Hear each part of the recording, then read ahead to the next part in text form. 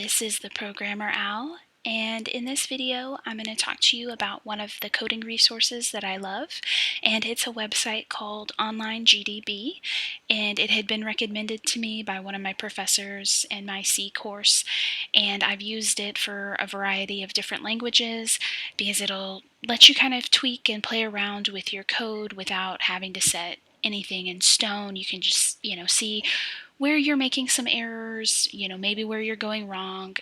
Is your code good? Is it going to produce what it's supposed to produce? Because I do love Edabit. It's a great resource. It has great challenges, but sometimes it's a little frustrating because you can see the test and you can see the console, and it'll kind of give you a hint where you've messed up in your code, but you can't see what the output is. And so if you want to see what your output is, I would go to the online GDB, and they give you a wide range of choices for language.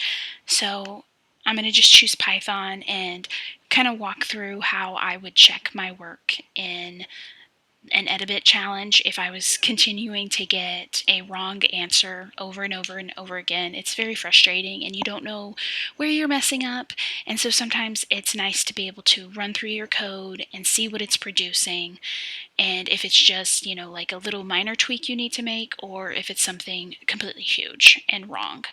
And so I'm going to kind of copy and paste. This is basically a very simple challenge: return the sum of two numbers. So I've come up with this little function, and so I'm going to copy and paste it here, and then I'm going to call it and print it off in this. So I'm just going to make up some values, 2 and 3. If I wanted to, I could go to the test and use the numbers that they had there, and 2 and 3 is actually one of the numbers. And so I can run it, and it should tell me the right answer. Yeah. So if I did something like, maybe I was having a brain fart and I didn't read addition, I could run through it and see, oh, why am I getting -1? So I'm like, that way I know my code is working, it's functioning, it's just producing the wrong output and the wrong results because of a small thing. And sometimes with Edabit, you run it and you don't know if it's producing something like this, some type of valid output, or if all of your code is just messy and wrong.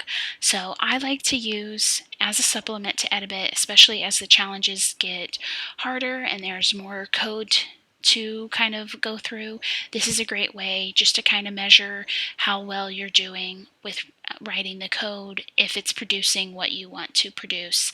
And that is Online GDB, and that's a great resource I highly recommend that you use.